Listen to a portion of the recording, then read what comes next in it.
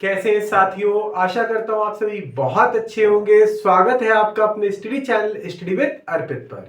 हम लोग पढ़ रहे हैं फिजिक्स क्लास 12th की और आज हम लोग चैप्टर पढ़ रहे हैं 7th और 7th में हम लोगों ने अब तक सारे इसके इम्पोर्टेंट डेरिवेशन कर चुके हैं और अब बारी है न्यूमेरिकल्स की।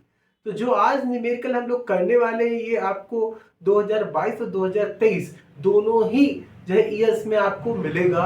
दोनों ही ईयर्स में आया हुआ है और दोनों ईयर्स में ये पूछा गया है, तो इसलिए इस तरह का क्वेश्चन तो आपके लिए बहुत इंपॉर्टेंट हुआ जा रहा है और ये क्वेश्चन आपको सीधे सीधे 5 मार्क्स दे के जाता है। तो इसीलिए हम लोग इस तरह के क्वेश्चंस की प्रैक्टिस पहले भी हमने की थी और आज फिर लेके आए आपके लिए प्रीवियस ईयर क्वेश्चन 2022-23 के। तो आज हम लोग शुरू करते 2022-23 का ये बहुत ही इंपॉर्टेंट क्वेश्चन, प्रत्यावर्ती धारा का अल्टरनेटिंग करंट का चैप्टर नंबर 7 फिजिक्स क्लास 12 के लिए हम लोग पढ़ रहे हैं। तो देखते हैं क्या दिया है क्वेश्चन और कैसे इसे हल किया जाएगा, कैसे सॉल्व किया जाएगा ये भी समझेंगे हम लोग। तो देखिए कह रहा है दिए गए परिपथ में ज्ञात करना है। तो ये परिपथ हमारे पास दिया हुआ है, ठीक है। आपको पता है कि ये होता है L, ये होता है R और ये होता है C। तीनों चीजें आपके पास है L, R और C।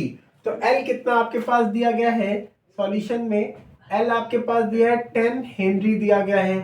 R कितना है हमारे पास, R है 500 ओम दिया है और C कितना है 20 माइक्रोफैरड है। माइक्रोफैरड को फैरड में बदल देते 10⁻⁻⁶ से, तो ये हो गया फैरड में कन्वर्ट। अब देखिए बात को समझिएगा, एल आर सी तीनों चीजें हमें पता चल गई और निकालना क्या है ये समझिए। पहली चीज कह रहा है धारतीय प्रतिघात निकालना है आपको। क्या निकालना है? धारतीय प्रतिघात। धारतीय प्रतिघात को एक्स सी से लिखते हैं। किससे लिखते हैं? एक्स सी से लिखते हैं, ठीक। अच्छा, दूसरी चीज क्या निकालना है? प्रेरकीय प्रतिघात, मतलब एक्स एल निकालना है हमें, तो एक्सएल निकालेंगे। यहाँ कह रहा है प्रतिबाधा निकालनी। प्रतिबाधा मतलब जेड निकालना है आपको। प्रतिबाधा मतलब इम्पीडेंट निकालना है, जिसे जेड से बताते हैं, ठीक है। फिर कलांतर तथा वोल्टेज के बीच में, तो यहाँ पे tan फाई निकालना है। क्या निकालना है हमें? tan फाई निकालना है, ठीक है। तो सबसे पहला काम हमने LCR को यहाँ पर लिख दिया और ये वाली इक्वेशन को कंपेयर करते हैं general equation V is equal to V not sine omega T से। किससे करते हैं? साइन ओमेगा टी से हम लोग कंपेयर कर देते हैं, ठीक है। साइन ओमेगा टी से यहाँ पे हम लोग कंपेयर करते हैं। तो अगर जब कंपेयर करेंगे तो क्या होता है इसको समझते हैं हम लोग, ठीक है। बात को समझेंगे यहाँ पर। तो यहाँ पे आपको V नॉट की जगह कितना मिलेगा? 200 और ओमेगा की वैल्यू 100 मिल रही है। ओमेगा की वैल्यू कितनी मिल रही है? 100 मिल रही है हमें। तो सबसे पहले हमें निकालना धारतीय प्रतिघात और धारतीय प्रतिघात को एक्सएल से लिखते, एक्सी से लिखते हैं, जिसकी वैल्यू होती है 1/ओमेगा सी होता है। क्या होता है? 1/ओमेगा सी। अब देखिए यहां पर 1/ओमेगा की वैल्यू कितनी है?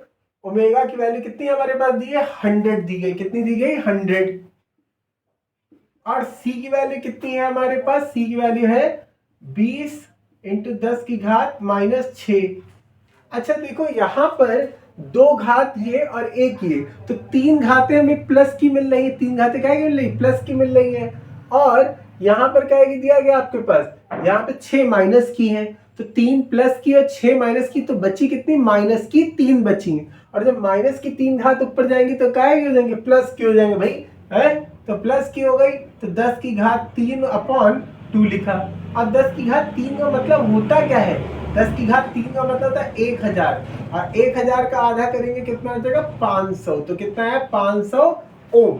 क्योंकि हमें पता है कि प्रतिघात का जो है मात्रक क्या होता है? ओम होता है। तो हम लोगों ने इस तरह से यहाँ पर XC की वैल्यू निकाल दी। ओमेगा और C दोनों की वैल्यू रखी हमने। पावर 3 पावर प्लस की थी और 6 माइनस की, तो माइनस की 3 थी ऊपर गई, प्लस की हो गई /2। अब देखिए यहां पर आपको कितना भाई? 10⁻³ का मतलब है 1000। 1000 से 2 से भाग किया तो कितना आ गया? 500 आ गया हमारे पास, ठीक है।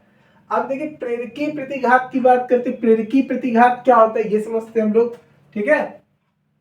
तो प्रेरकीय प्रतिघात होता है ओमेगा एल होता है। क्या होता है? ओमेगा एल होता है, ठीक। ओमेगा की वैल्यू कितनी है हमारे पास? ओमेगा की वैल्यू है 100 और एल की वैल्यू कितनी है? 10। तो कितना हो गया? 1000। कितना हो गया 1000। देखिए सिंपली सा हो गया बिल्कुल।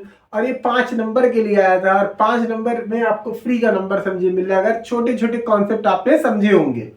तो ये क्या हो गया, प्रेरकी प्रतिघात निकल आया। अब क्या निकालना है, प्रतिबाधा निकालनी है। तो प्रतिबाधा के लिए फॉर्मूला क्या होता है, R square is equal to XL minus XE का whole square, XL minus XE का होल स्क्वायर। तो आर की वैल्यू कितनी है 500, यहाँ पे लिख दिया हमने 500 लिख दिया, यहाँ पे 500 का स्क्वायर। अब एक्सएल माइनस एक्सी, एक्सएल की वैल्यू है 1000 और एक्सी की वैल्यू है 500 है भाई। ये वैल्यू 500, ये है 1000, दोनों घटाएंगे कितना आ जाएगा 500 आ जाएगा। हाँ तो कितना हो गया भाई 500 हो गया यहाँ पर आपके पास। कितना आ गया 500 आ गया। अब देखो भाई 500 का स्क्वायर यहाँ, 500 का स्क्वायर यहाँ, तो मतलब क्या हो जाएगा, ये बाहर कॉमन मिल जाएगा। तो 500 हमें बाहर कॉमन मिल गया, √2 को हमें √2 एज इट इज लिख दिया।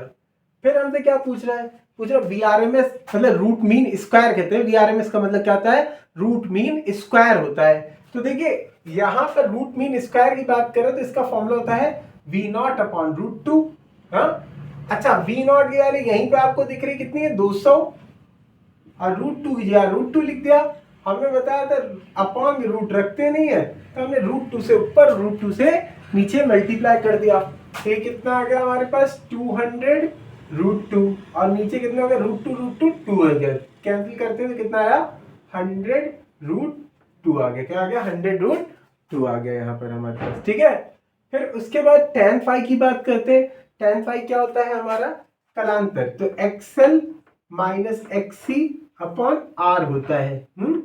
तो एक्सएल माइनस एक्सी भाई 1000 में से 500 जाएगा, कितना बचा 500, और आर की वैल्यू कितनी हमारे पास दी गई है 500। तो भाई ये दोनों तो कैंसिल हो गए, बचा कितना 1।